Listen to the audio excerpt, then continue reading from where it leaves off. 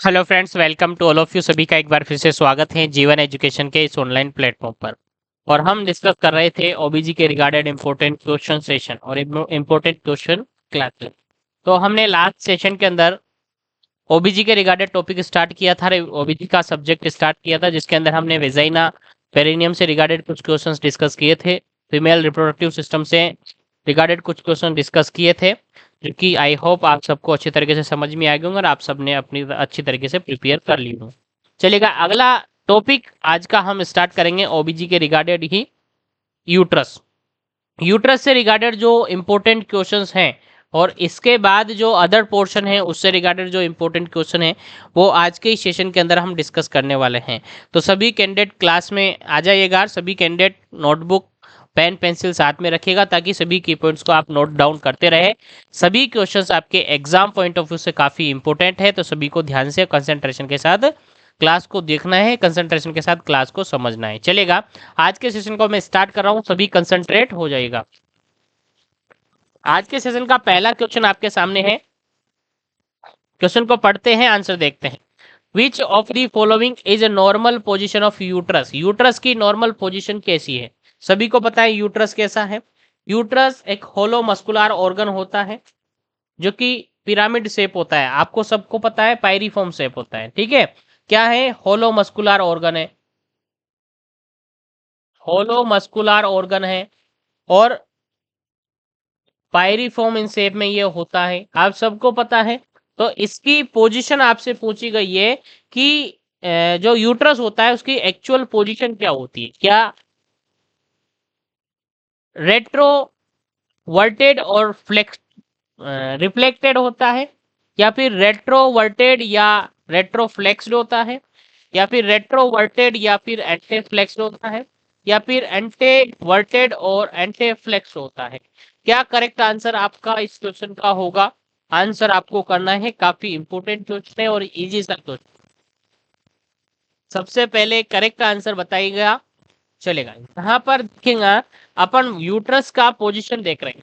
इसकी पोजीशन सबसे पहले तो आपको याद एंटीवर्टेड, एंटीवर्टेड होती है, एंटीवर्टेड हम करते हैं। एंटीवर्टेड कहाँ पर है? इसमें है क्या? नहीं है। इसमें है क्या? नहीं है। इसमें है क्या? हाँ इसमें है। दूसरा ऑप्शन एंटीफ्लेक्शन होती है। एंटीफ्लेक्शन ये क्या? नहीं है। तो इसका मतलब ये भी नहीं है, यानी कि करेक्ट आंसर क्या रहेगा? तो ऑप्शन नंबर डी रहेगा। क्यों रहेगा सर? आपको याद रखना है, यूट्रस की जो पोजीशन की बात हम करते हैं होता है एंटीवर्टेक्स या एंटीवर्टेड और एंड एंटीफ्लेक्शन, ये देखने को मिलता है। एंटीवर्टेक्स और एंटीफ्लेक्शन इसकी पोजीशन जनरली देखने को, उम्मीद करता हूं सर आपको याद रखना पड़ेगा और आपको याद रखना है। अब कैसे कैसे रहती है देखिएगा। यूट्रस का एंटीवर्टेड क्यों बोला जाता है? क्योंकि यूट्रस का एक तरीके से जो एंगल है सर्विक्स के साथ, angle of cervix,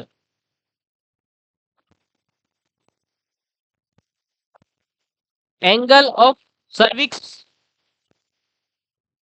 with vagina, vagina के साथ सर्विक्स का जो एंगल होता है वो अप्रोक्स 90 डिग्री होता है। ध्यान रखिएगा, याद रखिएगा, अप्रोक्स कितना सर? 90 डिग्री होता है angle of cervix with vagina. Cervix और वेजाइना के बीच में जो एंगल देखने को मिलता है वो 90 डिग्री होता है, इसीलिए इसको हम बोलते हैं, एंटीवर्टेड हम इसको बोलते हैं। और अगर एंटीफ्लेक्शन की बात अगर हम कहें, एंटीफ्लेक्शन की बात अगर हम कहें तो इसमें जो एंगल होता है, angle of uterus with self, खुद के साथ जो एंगल होता है यूट्रस का वो 120 डिग्री होता है। कितना सर? 120 डिग्री होता है, इसीलिए हम इसको एंटीफ्लेक्स्ड बोलते हैं। क्या बोलते हैं? एंटीफ्लेक्स्ड बोलते हैं। ध्यान रखना है। एक और बात आपको ध्यान रखने वाली ये है कि जो एंटीवर्टेड है, एंटीफ्लेक्स्ड, इनको जो है तो आप सपोर्ट करता है cardinal ligament. Cardinal ligament provide करता है। कार्डिनल लिगामेंट क्या होते हैं? ये होते हैं transverse cervical ligament. Sir transverse cervical ligament ध्यान रखिएगा, याद रखिएगा, एग्जाम में पूछे जा सकते हैं। इनको सपोर्ट प्रोवाइड करने वाले लिगामेंट होते हैं। और एंटीफ्लेक्स की बात अगर हम करें, एंटीफ्लेक्स की बात हम करें तो इनको सपोर्ट प्रोवाइड करते हैं राउंड लिगामेंट। ध्यान रखिएगा, राउंड लिगामेंट प्रोवाइड करते हैं। उम्मीद करता हूँ याद रहेंगे और याद रखने ही पड़ेंगे क्योंकि एग्जाम के अंदर हैं और एग्जाम आए। ये क्वेश्चन क्लियर हो गया होगा, तो अगले क्वेश्चन पर मैं बढ़ता हूँ। 10 के बाद 11 नंबर क्वेश्चन, और 11 नंबर क्वेश्चन आपके सामने आपका है। आपके क्वेश्चन कहता है the forward of uterus in relation to the vagina is called. सीधा सा क्वेश्चन पूछ लिया गया है, यूट्रस का रिलेशन किसके साथ, वेजाइना के साथ, जो बैंड हुआ फॉरवर्ड बैंड होता है यूट्रस वेजाइना के साथ, हम उसको क्या कहते हैं। यूट्रस का वेजाइना के साथ बैंड होना हम क्या कहते हैं। आंसर आपको बताना है।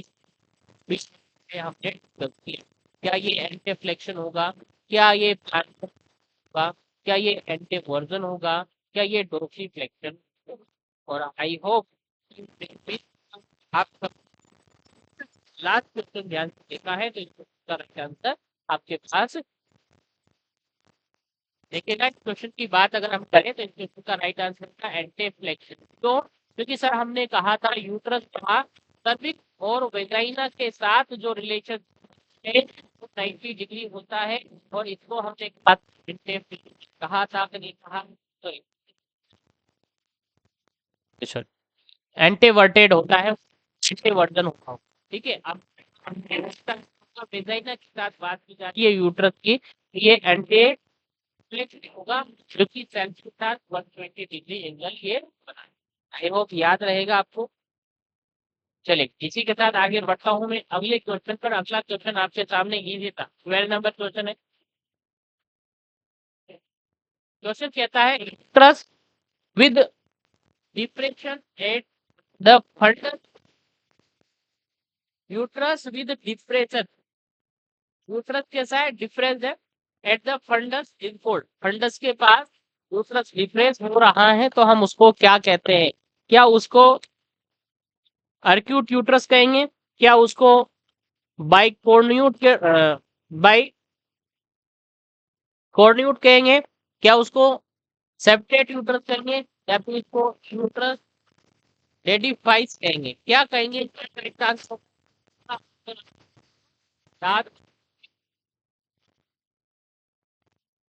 चलेगा, क्वेश्चन क्या कह रहा है कि आपका यूट्रस है डिफरेंस हो रहा है फंडस पर, तो हम उसको क्या कहते हैं। तो इसका सीधा सा आंसर है सर हम इसको अर्क्यूट यूट्रस कहते हैं, अर्क्यूट यूट्रस इसको हम कहते हैं। ध्यान रखिएगा, यहाँ पर डायग्राम वाइज आपको समझा रखा है। देखिए arcuate uterus means bowed and arch. Bow मतलब तीर, तीर धनुष जो बोलते हैं बो, और आर्च एक आर्च बना लेता है शेप में यूट्रस, तो उसको हम एक्यूट यूट्रस कहते हैं। लाइक आप यहाँ पर डायग्राम के अंदर देख पा रहे होंगे इजी से, डायग्राम के अंदर इजी सा आपको विजुलाइज हो रखा होगा। ये आपका नॉर्मल यूट्रस है जिसके अंदर ये आपका यूट्रस देख पा रहे होंगे ये, ठीक है, ये आपका नॉर्मल यूट्रस देख पा रहे होंगे। लेकिन इस दूसरे यूट्रस के अंदर, ये फर्स्ट है, दूसरे यूट्रस के अंदर देखिएगा ये आपका यूट्रस है, और यहाँ पर ये कितना डिप्रेस हो रखा है, कितना डिप्रेस हो रखा है। इस डिप्रेस यूट्रस को बोलते हैं अर्क्यूट यूट्रस, क्योंकि एक आर्च बना लेता है, एक बो बना लेता है, इसलिए इसको अर्क्यूट यूट्रस हम कहते हैं। क्वेश्चन आगे बढ़ गया, अनलाइक और atypical pear shaped uterus is an acute uterus has a small depression at the top of the uterus। Uterus के टॉप पर क्या होता है, डिप्रेशन हमें देखने को मिलता है, इसको बोलते हैं acute यूट्रस। आई होप याद रहेगा, और आई होप आपको ध्यान में रहेगा, याद कर लीजिएगा, ध्यान रख लीजिएगा। चलेगा आगे बढ़ते हैं अगले क्वेश्चन पर। अगला क्वेश्चन आपके सामने 13 नंबर आ चुका है। 13 नंबर कहता है the thickest layer of uterus. Uterus की लेयर की बात अगर हम कहें तो थिकेस्ट लेयर कौन सी होती है सर? आंसर आपको बताना है।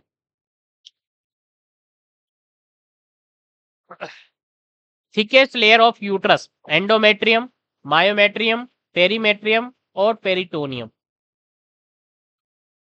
आप सबको पता है यूट्रस की कितनी लेयर? सर बेसिकली यूट्रस की बात करेंगे तो सर यूट्रस के अंदर 3 लेयर होती है। कितनी लेयर सर? 3 लेयर। कौन कौन सी? सबसे पहली होती है सर पेरीमेट्रियम। कौन सी? पेरीमेट्रियम। दूसरी होती है सर मायोमेट्रियम, मायोमेट्रियम। और तीसरी होती है सर एंडोमेट्रियम, एंडोमेट्रियम। और नाम से मीनिंग निकल रहा है, एंडो मतलब की अंदर वाली, एंडो मतलब की सबसे इनर मोस्ट, एंडो मतलब की इनर मोस्ट, और पेरी मतलब की आउटर मोस्ट, पेरी मतलब की आउटर मोस्ट। और मायो मतलब की मसल्स के बनी हुई, कौन सी? मसल से बनी हुई और मिडिल लेयर, मसल से बनी हुई और मिडिल लेयर। अब यहां पर पूछा है सबसे थिकेस्ट मसल कौन सी होगी? सबसे थिकेस्ट मसल कौन सी होगी? तो सबसे थिकेस्ट मसल बाहर वाली तो होगी नहीं, अंदर वाली होगी नहीं, मिडिल लेयर को आप जनरली कह सकते हैं, क्योंकि मसल्स की बनी हुई, क्योंकि किसकी बनी हुई है? मसल की बनी हुई है। और मसल से बनी हुई layer that is thickest muscle. ध्यान रखिएगा, इंपोर्टेंट है। तो थिकेस्ट लेयर कौन सी होगी सर? आपकी मायोमेट्रियम होगी। क्यों होगी? क्योंकि मसल से बनी हुई है। तो एंडोमेट्रियम अंदर वाली, पेरीमेट्रियम बाहर वाली, ये पेरिटोनियम है, ये अलग है। ठीक है, ये 3 लेयर और 3 लेयर यहाँ पर होगी, जिसमें से सबसे थिकेस्ट, सबसे मोटी लेयर मानी जाती है मायोमेट्रियम को याद रखिएगा। और कॉन्ट्रेक्शन दिलाने का काम भी यही करती है। ध्यान रखिएगा, याद रखिएगा, इंपोर्टेंट क्वेश्चन है आपके एग्जाम पॉइंट ऑफ व्यू। चलेगा, पढ़ते हैं यहाँ पर क्या लिखा हुआ है। Wall of the uterus consist of 3 layer. कितनी layer? 3 layer. Outermost layer that is a perimetrium, जिसको हम विसरल पेरिटोनियम भी कहते हैं। मिडिल लेयर मायोमेट्रियम, जिसको थिकेस्ट लेयर हम जानते हैं। ध्यान रखिएगा, थिकेस्ट लेयर है, स्मूथ मसल्स की बनी हुई होती है। It is thickest at the upper part and thinner at the cervical region, where is it folded in the pattern known as arbor vitae. Tree of life, sorry tree of life अपन इसको कह सकते हैं। चलिए आगे बढ़ते हैं। Because it assists in passage of sperm. It has 3 layer: external, longitudinal, medial, cross और इंटरनल सर्कुलर मसल। ठीक है, ये अगेन 3 मसल से मिलकर बनी हुई होती है।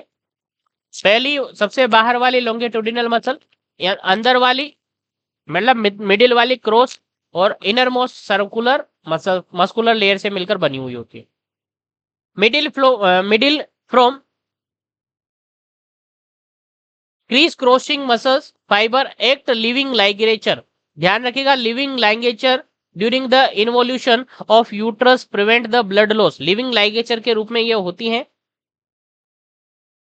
और लिविंग लाइगेचर यहां पर फिगर ऑफ 8 मसल्स फाइबर होती है। फिगर ऑफ 8 मसल फाइबर, ध्यान रखिएगा, फिगर ऑफ 8 मसल फाइबर, ध्यान रखिएगा, इंपोर्टेंट है। लिविंग लाइगेचर के रूप में ये होती है, ध्यान रखिएगा, इंपोर्टेंट है। इसी के साथ आगे है इनर मोस्ट लेयर, जिसको lining of ciliated columnar epithelial, इसकी लाइनिंग जो बनी होती है सीलिएटेड कोलुमनार एपिथेलियल की बनी होती है। और आई होप मसल्स के रिगार्डेड, आई होप यूट्रस की लेयर के रिगार्डेड आपका कोई भी क्वेश्चन नहीं रहा होगा, सभी क्लियर हो चुके होंगे। चलेगा, आगे बढ़ते हैं अगले क्वेश्चन पर। और अगला क्वेश्चन आपके सामने 14 नंबर आ चुका है आपकी स्क्रीन पर।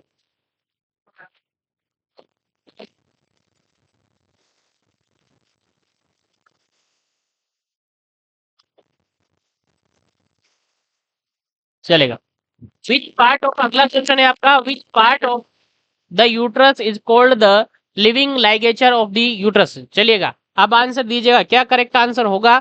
अब आंसर दीजिएगा क्या करेक्ट आंसर होगा। आई थिंक अभी अपन ने बात की लिविंग लाइगेचर ऑफ यूट्रस की फिगर ऑफ 8 की बात अपने की, फिगर ऑफ 8 मसल फाइबर की बात हमने की, और वो आप सबको याद होना चाहिए।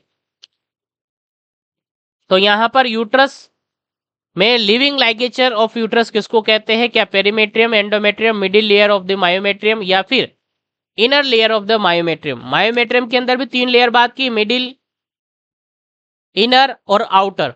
इसमें आपको बताना है लिविंग लाइगेचर ऑफ यूट्रस किसको हम कहते हैं। और आई थिंक अभी आपको याद हो, अभी मैंने बताया मिडिल लेयर ऑफ मायोमेट्रियम को लिविंग लाइगेचर ऑफ यूट्रस हम कहते हैं। ध्यान रखिएगा, याद रखिएगा, इंपॉर्टेंट है। C option correct answer. चलेगा, इसी के साथ हम आगे बढ़ते हैं अगले क्वेश्चन पर। और अगला क्वेश्चन आपका आता है 15 नंबर। 15 नंबर क्वेश्चन आपके सामने आ चुका है आपके स्क्रीन पर। चलेगा, आंसर दीजिएगा। 15 नंबर, which of the following is muscle mucus lining of the uterus? Answer कीजिएगा, which of the following is the mucus lining of the uterine cavity? Uterine cavity की म्यूकस लाइनिंग कौन है? कौन है म्यूकस लाइनिंग? और I hope आप सबको पता है, एक्टोमेट्रियम, एंडोमेट्रियम, पेरीमेट्रियम और मायोमेट्रियम। चलेगा, आंसर दीजिएगा, क्या करेक्ट आंसर इसका होगा? म्यूकस लाइनिंग कौन है यूट्रस की? और अभी हमने बात भी की म्यूकस लाइनिंग कौन होती है, सभी को याद होना चाहिए, एंडोमेट्रियम। इनर मोस्ट जो लेयर होती है ये आपकी म्यूकस लाइनिंग होती है, जो कि सिलेटेड मसल्स की होती है। ध्यान रखिएगा, सिलेटेड एपिथेलियल टिश्यूज की होती है। ध्यान रखिएगा, इंपॉर्टेंट है। म्यूकस लाइनिंग होती है आपकी एंडोमेट्रियम, याद रखिएगा। चलेगा, इसी के साथ अगले क्वेश्चन पर। अगला क्वेश्चन 60 नंबर आपके सामने। What is the outer layer of the uterus is called? Outer layer, हमने बात की यूट्रस की 3 layer, outer layer, inner layer और मिडिल लेयर। तो आउटर लेयर को हम किस नाम से जानते हैं? आंसर करना है। एंडोमेट्रियम, पेरीमेट्रियम, मायोमेट्रियम और एपीमेट्रियम। देखिएगा, एंडोमेट्रियम मतलब inner most, myometrium middle layer, और पेरीमेट्रियम हम इसको कह सकते हैं बाहर वाली लेयर। क्या होगी? पेरीमेट्रियम यहाँ पर करेक्ट आंसर होता है। ये आपकी आउटर मोस्ट लेयर होती है। ध्यान रखिएगा, याद रखिएगा। चलेगा, इसी के साथ आगे बढ़ते हैं अगले क्वेश्चन पर। 70 नंबर क्वेश्चन क्या कहता है, समझेगा। Uterine pacemaker situated, uterine pacemaker कहां पर सिचुएटेड होता है? सर आंसर आपको बताना है। यूटेराइन पेसमेकर कहां पर सिचुएटेड होता है? आंसर आपको बताना है फटाफट से, क्या करेक्ट आंसर इसका होगा? कॉर्नुआ ऑफ यूट्रस, इस्थमस, सर्विक्स या फिर बॉडी ऑफ यूट्रस? बताइएगा फटाफट से, क्या करेक्ट आंसर होगा? यूटेराइन पेसमेकर कहां पर होता है? और यूटेराइन पेसमेकर की बात जहां हम करते हैं वो होता है आपका कॉर्नुआ of uterus. Correct option A option यहां पर करेक्ट आंसर होगा। कॉर्नुआ ऑफ यूट्रस को हम, या कॉर्नुआ ऑफ यूट्रस पर आपका यूटेराइन पेसमेकर सिचुएटेड होता है। चलेगा, आगे बढ़ते हैं, इसमें कुछ पॉइंट मेंशन है, देखते हैं। वन और मोर mainly 2 area in the uterus that start contraction of myometrium during the labor process is known as uterine pacemaker. अब uterine pacemaker during labour contraction करवाने का काम करता है। ध्यान रखिएगा, this pacemaker is located near the opening of the fallopian tube. ये fallopian tube की ओपनिंग के नियरली होते हैं। The point where uterus and fallopian tube meet, जहां पर यूट्रस और फेलोपियन ट्यूब आपस में मिलती हैं, उस पोर्शन को कहते हैं कॉर्नुआ यूट्रस। और वहीं पर आपकी पेसमेकर सिचुएटेड होती है, वहीं पर आपकी पेसमेकर सिचुएटेड होती है। ध्यान रखिएगा, इंपॉर्टेंट है। Effective uterine contraction start at the cornua and gradually sweep downward over the uterus. Start contraction कहाँ से स्टार्ट होते हैं? वो इसी पेसमेकर से स्टार्ट होते हैं, यानी कॉर्नुआ ऑफ यूट्रस से ही आपके कॉन्ट्रेक्शन स्टार्ट होते हैं और धीरे धीरे धीरे धीरे पूरे यूट्रस के अंदर ये चले जाते हैं। कॉर्नुआ यूट्रस कौन सा पार्ट है? जहां यूट्रस और फेलोपियन ट्यूब आपस में ज्वाइंट होती हैं, आपस में आकर मिलती हैं, उस पार्ट को बोलते हैं कॉर्नुआ ऑफ यूट्रस। पेसमेकर यहीं पर होता है, यहीं से कॉन्ट्रेक्शन स्टार्ट होते हैं। और उम्मीद करता हूं यहां तक जो क्वेश्चन हमने डिस्कस किए वो आप सबको याद रहेंगे। चलेगा अगला क्वेश्चन 18 नंबर। 18 नंबर क्वेश्चन क्या कहता है, what is the normal size of uterus. Normal size क्या होती है यूट्रस की, आंसर देना। सभी यहाँ पर सेंटीमीटर में है, सभी मेजरमेंट यहाँ पर सेंटीमीटर में है, और सभी पहले लेंथ है, फिर विड्थ है, और फिर थिकनेस है। तीनों के मल्टीप्लाई में आपको इसका मेजरमेंट दिया हुआ है। क्या करेक्ट आंसर होगा? क्या ए ऑप्शन 7.5, 1.5 और 1 सेंटीमीटर होगा? क्या बी ऑप्शन 9, 2 और 2 सेंटीमीटर होगा? क्या सी ऑप्शन 7.5, 2.5 और 1.5 सेंटीमीटर होगा? क्या डी ऑप्शन होगा 7.5, 5 और 2.5 सेंटीमीटर होगा? क्या करेक्ट आंसर होगा? आई होप सभी को याद होगा, जिसको याद नहीं है याद कर लीजिएगा। अगर हम कहें यूट्रस, तो यूट्रस होलो मस्कुलर ऑर्गन है, पायरिन फॉर्म शेप का होता है। इसकी मेजरमेंट की बात करें तो इसकी लेंथ होती है अप्रोक्स 7.5 सेंटीमीटर, इसकी विड्थ होती है 5 सेंटीमीटर, और इसकी थिकनेस होती है 2.5 सेंटीमीटर, जो कि वरी करती है 1.25 से लेकर के 2.5 सेंटीमीटर तक जनरली ये देखने को मिल सकती है। 1.25 सेंटीमीटर से लेकर के 2.5 सेंटीमीटर तक ये जनरली देखने को मिल सकती हैं। और इस रेंज में जो आंसर रहेगा वो आपका ऑप्शन नंबर डी रहेगा। ऑप्शन नंबर डी यहाँ पर करेक्ट आंसर है। 7.5 सेंटीमीटर तो लेंथ है, 5 सेंटीमीटर इसकी विड्थ है, और 2.5 सेंटीमीटर इसको अपन थिकनेस मानते हैं, जो कि 1.25 से लेकर के 2.5 सेंटीमीटर तक ये वरी करती हैं, चेंजेबल होती हैं। चलेगा, यहाँ पर लिखा हुआ है normal size of uterus is 7.5, 5 और 2.5 centimetre, and width of non pregnant uterus that is 60 centimetre. Non pregnant uterus का जो वेट होता है वो 60 सेंटीमीटर होता है, और ये टर्म कंडीशन पे लगभग 900 से लेकर के 1000 ग्राम तक, यानी 1 किलो तक ये देखने को मिल सकता है। आई थिंक याद रहेगा। चलेगा अगले क्वेश्चन पर बढ़ते हैं। अगला क्वेश्चन आपका 19 नंबर क्वेश्चन है। क्वेश्चन कहता है द नॉर्मल यूट्रस वेट कितना होता है, जो कि अभी अपन डिस्कस कर लिया, 80, 90, 60 और 50। और आप सबको याद होना चाहिए नॉर्मल यूट्रस की वेट की बात की जा रही है, तो प्रेगनेंसी की बात नहीं की जा रही, यानी नॉन प्रेगनेंसी की बात की जा रही है। और नॉन प्रेगनेंसी में यूट्रस का वेट 60 ग्राम होता है। और प्रेगनेंसी के टर्म कंडीशन पर यूट्रस का जो वेट होता है वो 900 से लेकर के 1000 ग्राम तक ये देखने को मिल सकता है। ध्यान रखेगा, इंपॉर्टेंट क्वेश्चन है आपके एग्जाम पॉइंट ऑफ, ध्यान रखिए काफी इंपॉर्टेंट क्वेश्चन है आपके एग्जाम रिगार्डेड। चलेगा, इसी के साथ आगे बढ़ते हैं और अगले क्वेश्चन की बात करते हैं। अगला क्वेश्चन आपके सामने 20 नंबर आ चुका है। Which one of the following is called the endometrium of the pregnant uterus. Endometrium of the pregnant uterus, यानी सीधी सी बात आपसे कही जा रही है कि प्रेगनेंसी जब कंसीव होती है तो आपकी यूट्रस की जो इनर मोस्ट लेयर है एंडोमेट्रियम, वो कन्वर्ट हो जाती हैं लेयर के अंदर, प्रेग्नेंट लेयर के अंदर। तो उस लेयर को हम क्या कहते हैं, आपको याद रखना है, काफी इंपोर्टेंट है। कोरियन कहेंगे, एमनियन कहेंगे, मोरूला कहेंगे, या फिर डेसिडुआ कहेंगे। तो एक क्वेश्चन यहाँ भी क्वेश्चन बन जाता है आपका कि प्रेगनेंसी के अंदर यूट्रस की कौन सी लेयर प्रेग्नेंट लेयर के रूप में चेंज होती है, कन्वर्ट होती है, तो आपका आंसर रहेगा एंडोमेट्रियम। और वो जो कन्वर्ट लेयर होती है उसको कहते हैं अपन decidua. Correct answer option number D यहाँ पर क्लियर है। ध्यान रखिएगा, याद रखिएगा, इंपोर्टेंट क्वेश्चन है। चलेगा, यहाँ पर कुछ पॉइंट मेंशन है, देखते हैं। द एंडोमेट्रियम और inner lining of the uterus during the pregnancy is called decidua. Name given to the endometrium during the pregnancy. Decidua has anteriorly compact layer and surface sponge layer which maintain the pregnancy। और यही pregnancy को maintain करने का काम करती है। Question आपसे exam में पूछा गया है, which layer of uterus that maintain the pregnancy। Correct answer that is decidua और एंडोमेट्रियम, दोनों ही क्वेश्चन ऑप्शन में मिल सकते हैं। चलेगा, आगे बढ़ते हैं अगले क्वेश्चन पर।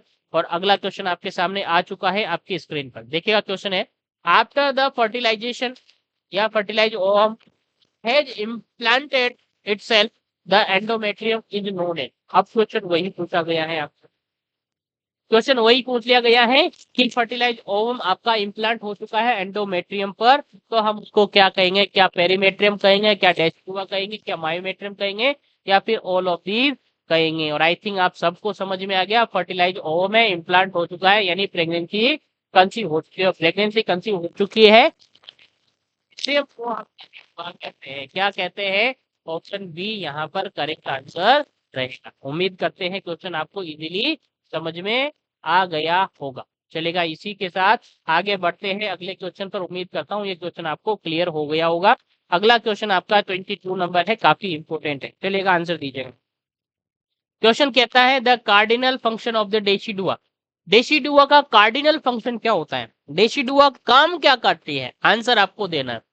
अभी हमने बात भी की इस क्वेश्चन की और आपको याद भी होगा, इम्यूनिटी प्रोवाइड करना होता है इसका काम, हार्मोन का प्रोडक्शन करना होता है, या फिर सभी ऑप्शन सही है, या फिर प्रेगनेंसी को मेंटेन करने का काम करते हैं। और आई होप अभी अपन ने बात की कि डेसिडुआ इनरमोस्ट लेयर होती है यूट्रस की, जो कि प्रेगनेंसी को मेंटेन करने का काम करती है। ऑप्शन नंबर डी यहाँ पर करेक्ट आंसर होता है। I think clear. चलिए आगे बढ़ते हैं अगले क्वेश्चन पर। क्वेश्चन लिखा हुआ है function of the decidua is help to maintain of the pregnancy by the providing good site for the implantation, give nutrition to growing ovum in early stage before the placenta develop. It inhibit the penetration of trophoblast in uterus wall. ठीक है, तो ये सीधा सा simple सा question है जो कि आपके एग्जाम पॉइंट से इंपोर्टेंट है। चलेगा, आगे बढ़ते हैं अगले क्वेश्चन पर। और अगला क्वेश्चन आपके सामने आ जाता है 23 नंबर। 23 नंबर क्वेश्चन क्या कहता है, समझिएगा। आंसर क्वेश्चन कहता है the decidual layer through which separation of the placenta is taking place.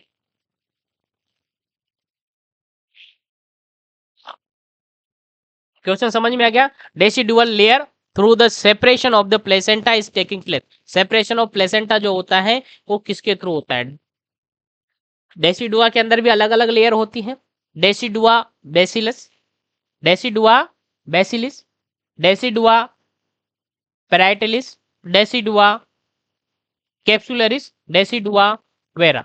Answer क्या रहेगा, क्या करेक्ट आंसर रहेगा आपका, आंसर आपको देना है। काफी इंपॉर्टेंट क्वेश्चन है आपके एग्जाम पॉइंट ऑफ व्यू। चलिए यहां पर बात करते हैं, तो इस क्वेश्चन का राइट आंसर आपका रहेगा ऑप्शन नंबर ए, डेसिडुआ बेसिलिस। ये आपका करेक्ट आंसर रहेगा, ये सेपरेट करवाने का काम करता है। चलेगा, यहाँ पर पढ़ लेते हैं थोड़ा थोड़ा सा इनके बारे में और जान लेते हैं कि क्या कुछ होता है। चलेगा, different portion of the decidua are renamed after the implantation of the blastocyte cyst into the uterine wall. First one, that is a decidua basilis. Decidua basilis, part of decidua lies between the developing the embryo and stratum basilis of uterus implantation site. Separation of placenta after the delivery occur here. याद रखेगा, note कर लीजिएगा point को, note कर लीजिएगा point को कि जब डिलीवरी हो जाती है तो डिलीवरी के बाद जो प्लेसेंटा सेपरेट होता है वो इसी से होता है, मतलब किसी से, डेसिडुआ बेसिलरिस से। ध्यान रखिएगा, डेसिडुआ बेसिलिस, ध्यान रखिएगा। It unite with the chorion to form maternal portion of the placenta, जो कि मैटरनल पोर्शन को बनाने का काम करती है। अगली डेसिडुआ पॉइंट है, अगली डेसिडुआ है डेसिडुआ कैप्सुलरिस। क्या होता है देखिएगा, the part of decidua that surround the blastocyst, जो ब्लास्टोसिस्ट होती है उसको सराउंडिंग करने का काम करती है डेसिडुआ कैप्सुलरिस। अगला है डेसिडुआ वेरा, जिसको पेराइटेलिस भी हम कहते हैं। The decidua except site of the implantation blastocyst. ध्यान रखिएगा, इंपॉर्टेंट है। चलेगा, इसी के साथ आगे बढ़ते हैं अगले क्वेश्चन पर। अगला क्वेश्चन आपके सामने आ चुका है आपकी स्क्रीन पर। 24 नंबर क्वेश्चन है, maternal component of placenta is developed from which layer. Maternal component है वो प्लेसेंटा के किस लेयर से डेवलप होता है, आंसर आपको करना है। क्या डेसिडुआ बेसिलिस से होगा, क्या डेसिडुआ पेराइटेलिस से होगा, क्या डेसिडुआ कैप्सुलरिस से होगा या फिर कोरियोन फ्रोंडोसम से होगा। और आई थिंक आप सबको याद होना चाहिए, मैटरनल जो कंपोनेंट होता है प्लेसेंटा का वो होता है आपका डेसिडुआ बेसिलिस से। क्या? डेसिडुआ बेसिलिस से। ध्यान रखिएगा, याद रखिएगा, इंपॉर्टेंट है। चलेगा, इसी के साथ आगे बढ़ते हैं अगले क्वेश्चन पर। क्वेश्चन कहता है corpus cervix ratio up to the 10 year of as.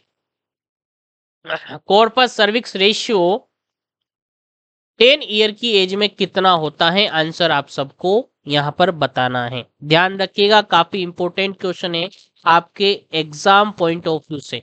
ध्यान रखिएगा, फटाफट से आंसर कीजिएगा कितना होगा।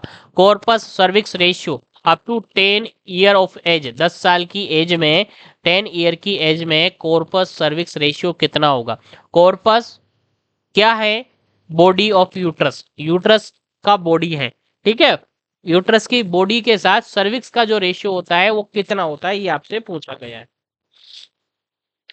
तो क्वेश्चन का आंसर ध्यान रखेगा, up to age of 10 year, 10 साल तक, यानी प्री प्यूबर्टल एज तक इसका जो रेशियो देखने को मिलता है वो 1:2 देखने को मिलता है। यानी cervix is longer than body. Cervix क्या होती हैं? कॉर्पस के साथ ज्यादा होती हैं, ठीक है। कॉर्पस रेशियो सर्विक्स की बात अगर करें तो 1:2 होती है, यानी इजीली कह सकते हैं प्री प्यूबर्टल एज में, यानी अंडर 10 ईयर तक ये जो रेशियो होता है वो 1:2 होता है, यानी सर्विक्स ज्यादा बड़ी होती है, ठीक है। ध्यान रखेगा, यानी cervix is longer than the body of uterus. In reproductive age is 2:1, body bigger than cervix. अब ये तो हुआ प्री प्यूबर्टल एज में, यानी 10 ईयर की एज में। लेकिन जब एज रिप्रोडक्टिव चल जाती है, रिप्रोडक्टिव एज स्टार्ट हो जाती है, तो उस एज के अंदर ये उल्टा हो जाता है, 2:1 हो जाता है, यानी यूट्रस की कॉर्पस है वो बड़ी हो जाती है सर्विक्स के कंपैरिजन में। ये कब की बात है? रिप्रोडक्टिव एज की बात। रिप्रोडक्टिव एज मतलब कि 15 से लेकर अप्रोक्सीमेटली 45 ईयर तक हम मान सकते हैं, 15 साल से लेकर के 45 साल तक। और इन पोस्ट मीनोपोजल एज में ये वापस से चेंज हो जाती है 1:2, और पोस्ट मीनोपोज में वापस से चेंज हो जाती है 1:2। तो ध्यान रखिएगा, तीनों पॉइंट आपसे पूछे जा सकते हैं। अर्ली एज में, अर्ली एज मतलब कि अप टू 10 ईयर, 10 ईयर की एज में इसका रेशियो 1:2 होता है। उसके बाद 15 से लेकर के 45 यानी कि रिप्रोडक्टिव एज में ये 2:1 हो जाता है। और मोर देन 50 ईयर यानी कि मेनोपोजल एज के अंदर ये अगेन चेंज हो जाता है, 1:2 हो जाता है। तीनों रेंज आपको याद रखनी है, इंपॉर्टेंट है, तीनों नोट डाउन कर लीजिएगा, काफ़ी इंपॉर्टेंट होती है आपके लिए। चलेगा, इसी के साथ इस क्वेश्चन का right answer option number C हो जाता है, क्योंकि 10 ईयर की बात यहाँ पर की जा रही है। अगर 10 ईयर के बाद रिप्रोडक्टिव एज की बात करते हैं तो ये हो जाता, अगर आफ्टर मेनोपॉज की बात करते हैं तो वापस सी हो जाता है। ध्यान रखिएगा, तीनों क्वेश्चन आपको बता दिए। चलेगा, अगला क्वेश्चन आपके सामने है, 26 नंबर क्वेश्चन है। क्या कहता है समझिएगा, आंसर दीजिएगा। क्वेश्चन कहता है the length of cervix is, cervix की लेंथ कितनी होती है सर? आंसर आपको बताना है। 3.5 सेंटीमीटर, 4.5 सेंटीमीटर, 2.5 सेंटीमीटर या फिर नन ऑफ दिस। आपको आंसर बताना है, काफी इंपॉर्टेंट है, ध्यान रखिएगा, इंपॉर्टेंट है। देखिएगा, बात करेंगे अपन पार्ट ऑफ यूट्रस, किसकी? Part of uterus. यूट्रस के पार्ट की बात करें तो बेसिकली यूट्रस के 3 पार्ट, कितने सर? 3 पार्ट। कौन कौन से? पहला पार्ट होता है आपका बॉडी, दूसरा पार्ट होता है आपका इस्थमस, और तीसरा पार्ट होता है आपका सर्विक्स। ये बेसिक 3 पार्ट हैं आपके यूट्रस के लिए, ठीक है, ध्यान रखेगा। अब इस बॉडी को अगेन 2 पार्ट में डिवाइड किया जाता है, याद रखेगा, बॉडी को अगेन 2 पार्ट में डिवाइड किया जाता है, जिसमें ऊपर वाला पार्ट जिसको हम फंडस कहते हैं, नीचे वाला पूरी बॉडी आपकी आ जाती है, जिसकी पूरी बॉडी, बॉडी ऑफ यूट्रस हम इसको कह सकते हैं। तो 2 पार्ट में डिवाइड हो गया। अब इनकी लेंथ मेजरमेंट अगर अपन देखते हैं लेंथ मेजरमेंट अगर अपन देखते हैं तो फंडस का मेजरमेंट होता है 1.5 सेंटीमीटर। ध्यान रखेगा, नोट डाउन कर लीजिएगा इस चीज को। बॉडी कैविटी आपकी सबसे बड़ी होती है 3 से लेकर के 4 सेंटीमीटर की, largest part of the uterus हम कह सकते हैं बॉडी को। उसके बाद आपका इस्थमस होता है, तो इस्थमस आपका 0.5 सेंटीमीटर होता है, और सर्विक्स जो होती हैं वो 2.5 सेंटीमीटर होती हैं। ध्यान रखिएगा, इंपॉर्टेंट है। ठीक है, अब यहां पर क्वेश्चन आपका ये बन जाता है कि सर आपका यहां पर क्वेश्चन ये बन रहा है कि आपका सबसे largest part of the uterus कौन सा होता है। तो सबसे लार्जेस्ट पार्ट ऑफ यूट्रस होता है आपका body of uterus. Note down कर लीजिएगा, largest part of uterus, largest part of uterus that is body. और ऑप्शन में बॉडी नहीं है तो बॉडी ऑफ यूट्रस हम कह सकते हैं, जो कि 3 से लेकर के 4 सेंटीमीटर तक हो सकता है। और स्मॉलेस्ट पार्ट कौन सा होगा सर? स्मॉलेस्ट पार्ट आप देख सकते हैं इस्थमस पार्ट है, स्मॉलेस्ट पार्ट आपका इस्थमस है। ध्यान रखिएगा, इंपॉर्टेंट है, काफी इंपॉर्टेंट क्वेश्चन है, ध्यान रखिएगा। अब यहां पर क्वेश्चन पूछा गया था length of cervix, length of cervix that is 2.5 centimetre. Note down करते रहेगा, सभी क्वेश्चन आपके लिए इंपॉर्टेंट है। कितना? 2.5 सेंटीमीटर आपका लेंथ होता है सर्विक्स का, यानी कि 1 इंचेज लगभग हम कह सकते हैं। इंच में भी आपसे पूछा जा सकता है, तो आपको याद रखना है। ठीक है, लिखा हुआ है नेक ऑफ यूट्रस और inferior narrow part of the uterus called cervix is about the 1 inches and 2.5 centimetre long. I think clear चलेगा। इसी के साथ आगे बढ़ते हैं। 27 नंबर क्वेश्चन है। 27 नंबर क्वेश्चन क्या कहता है? सर्विक्स डेवलप फ्रॉम, सर्विक्स किससे डेवलप होती है? सर्विक्स कहाँ से डेवलप होती है? आंसर आप सभी को यहाँ पर देना है। 27 नंबर क्वेश्चन का करेक्ट आंसर आपको बताना है, किससे डेवलप होती है सर्विक्स, आंसर देना है। क्या ये ओल्फियन डक्ट से होती हैं, क्या मीजो नेफ्रॉन से होती हैं, या फिर मुलेरियन डक्ट से होती हैं, या फिर मेटा नेफ्रॉन से हो सकती हैं? आई थिंक सभी को याद होगा, सर्विक्स जो डक्ट सर्विक्स जो डेवलप होती है वो मुलेरियन डक्ट से होती है। इंपॉर्टेंट क्वेश्चन है, आपके एग्जाम के अंदर काफी बार आया हुआ क्वेश्चन है, तो आप सबको याद होना चाहिए, काफी अच्छा क्वेश्चन।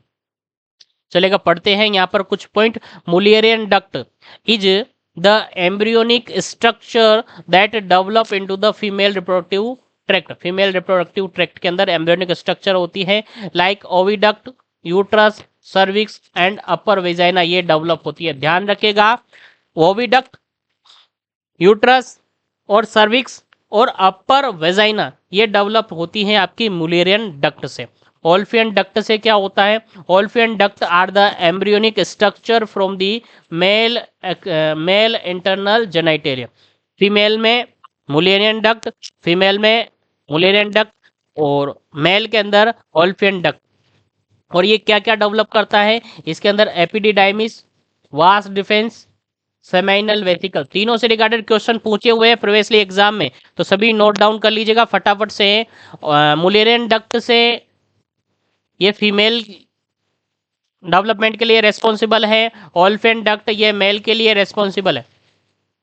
मुलेरियन डक्ट से आपकी ओविडक्ट, यूट्रस, सर्विक्स और अपर वेजाइना, और ओल्फियन डक्ट के थ्रू एपिडिडाइमिस, वास डिफेंस, सेमाइनल वेसिकल्स। ध्यान रखिएगा, नोट डाउन कर लीजिएगा फटाफट से। और आई थिंक जो भी डिस्कस हमने किया आज के सेशन के अंदर, यूट्रस से रिगार्डेड इंपॉर्टेंट क्वेश्चन डिस्कस हमने किए, और आई होप इतना जो हमने डिस्कस किया आप सबको याद रहेगा, और आई होप ये सारी चीज़ें आपको याद रहेगी। तो आज के सेशन को अपन यहीं पर फिनिश करेंगे, क्योंकि सारे सेशन हम आपके लिए कर रहे हैं और आपके सिलेबस को लेकर डील कर रहे हैं, तो सर आप सबको याद होना चाहिए, और आप सब अपने नोटबुक के साथ बात कीजिएगा, नोटबुक के साथ पढ़िएगा, और नोटबुक में आप अच्छा सिलेबस बना सकते हैं, और उस सिलेबस को आप एंड टाइम प्रिपेयर कर सकते हैं, जो कि आपके लिए काफ़ी इंपॉर्टेंट रहेगा। तो आज के सेशन को अपन यहीं पर फिनिश करेंगे, मिलेंगे अगले सेशन के अंदर जल्द ही। जब तक के लिए wish you all the best, thank you very much. मिलते हैं अगले सेशन के अंदर जल्द ही, जिसमें नेक्स्ट टॉपिक बात करेंगे अपन फेलोपियन ट्यूब और ओवरी।